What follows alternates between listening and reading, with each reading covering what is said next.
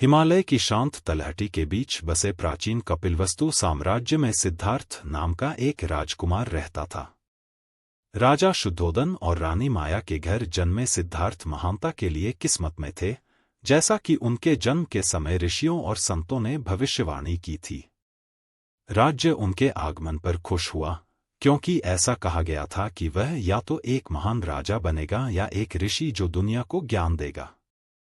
छोटी उम्र से ही सिद्धार्थ ने असाधारण गुणों का प्रदर्शन किया। वह अपनी उम्र से कहीं ज्यादा बुद्धिमान था, सभी जीवित प्राणियों के प्रति दयालु था और अपने आसपास की दुनिया के बारे में उसकी स्वाभाविक जिज्ञासा थी। महल की दीवारों के भीतर आश्रय होने के बावजूद वह अक्सर दुख की प्रकृति और अपने आसपास मौजूद क्षणभंगुर खुशियों के बारे में सोचते रहते थे। जैसे जैसे सिद्धार्थ बड़े होते गए, उनके पिता राजा शुद्धोदन अपने बेटे के आत्मनिरीक्षणी स्वभाव के बारे में चिंतित होने लगे। अपने बेटे की खुशी सुनिश्चित करने और उसे बाहरी दुनिया के विचारों से विचलित करने के लिए दृढ़ संकल्पित राजा ने सिद्धार्थ को हर कल्पनाशील विलासिता प्रदान की। राजकुमार के पास सोने से सजे महल, विदेशी फूलों से भरे बगीचे और नौकर उसकी हर इच्छा पूरी करते थे। फिर भी ऐश्वर्य और आराम के बावजूद सिद्धार्थ महल के द्वार के बाहर मौजूद पीड़ा से परेशान रहे। एक दुर्भाग्यपूर्ण दिन वह अपने वफादार सारथी चंदक के साथ महल की दीवारों की सीमा से परे चला गया। इस यात्रा में उन्होंने जो देखा उसने उन्हें हमेशा के लिए बदल दिया। महल के बाहर सिद्धार्थ का सामना उम्र से झुके एक बूढ़े व्यक्ति से हुआ। ऐसा दृश्य उन्होंने पहले कभी नहीं देखा था। परेशान होकर उन्होंने चंडक से बुढ़ापे की अनिवार्यता के बारे में सवाल किया। क्या यही वह भाग्य है जो हम सभी का इंतजार कर रहा है? वह जोर से आश्चर्यचकित हुआ। चंदक ने जीवन के चक्र की व्याख्या की, जहां युवावस्था अनिवार्य रूप से बुढ़ापे का मार्ग प्रशस्त करती है और सुंदरता कमजोरी में बदल जाती है। इस मुठभेड़ से बहुत प्रभावित होकर सिद्धार्थ ने अपनी यात्रा जारी रखी। बाद की सैर पर उनका सामना एक बीमार व्यक्ति से हुआ जो दर्द से पीड़ित था और किसी प्रियजन के खोने का शोक मना रहे अंतिम संस्कार के जुलूस में था। इन अनुभवों ने उन्हें बीमारी, मृत्यु और जीवन की नश्वरता की कठोर वास्तविकताओं से अवगत कराया। इन मुठभेड़ों से आहत होकर सिद्धार्थ महल के जीवन से हट गए और समझ की तलाश में निकल पड़े। उन्होंने अपनी राजसी उपाधि त्याग दी और अपनी पत्नी यशोधरा और अपने नवजात पुत्र राहुल को छोड़कर जंगल में चले गए। पीड़ा और अस्तित्व की सार्वभौमिक सच्चाइयों का उत्तर खोजने के लिए दृढ़ संकल्पित होकर उन्होंने प्रसिद्ध संतों और तपस्वियों की शिक्षाओं की खोज की। वर्षों तक सिद्धार्थ ने अत्यधिक तपस्या की, खुद को कठोर शारीरिक तपस्या और अभावों के अधीन रखा। उनका मानना था कि शरीर की इच्छाओं को अस्वीकार करके वह आध्यात्मिक ज्ञान और पीड़ा से मुक्ति प्राप्त कर सकते हैं।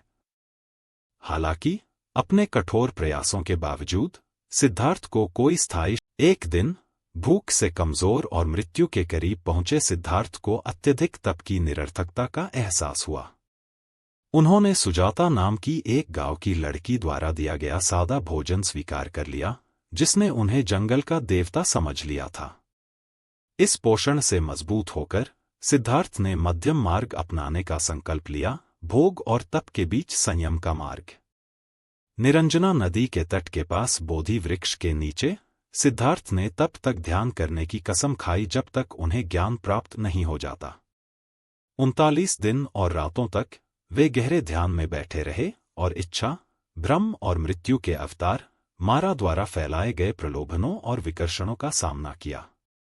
अटूट दृढ़ संकल्प और गहन अंतर्दृष्टि के साथ सिद्धार्थ ने मारा के भ्रम को पार कर लिया और 35 वर्ष की आयु में ज्ञान प्राप्त किया।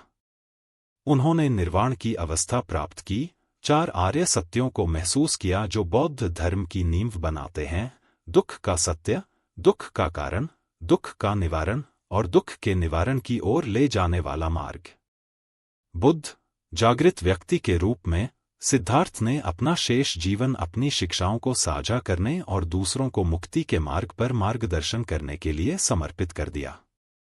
उन्होंने पूरे भारतीय उपमहाद्वीप की यात्रा की, वाराणसी और राजगृह के हलचल भरे शहरों से लेकर जेतवन और गिद्ध शिखर के शांत उपवनों तक वे जहां भी गए, बुद्ध ने जीवन के सभी क्षेत्रों से अनुयायियों को आकर्षित किया। राजा और आम लोग, ब्राह्मण और बहिष्कृत, पुरुष और महिलाएं, उन्होंने उन्हें धर्म सिखाया। सार्वभौमिक सत्य की दुख आसक्ति से उत्पन्न होता है और मुक्ति लालसा और अज्ञानता को छोड़ देने से आती है।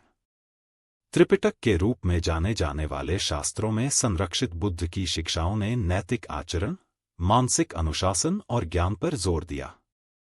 उन्होंने अपने शिष्यों को प्रेम, दया, करुणा, आनंद और संभाव विकसित करना सिखाया। 4 अथाह मन जो स्वयं के भीतर और दूसरों के साथ सद्भाव और शांति को बढ़ावा देते हैं।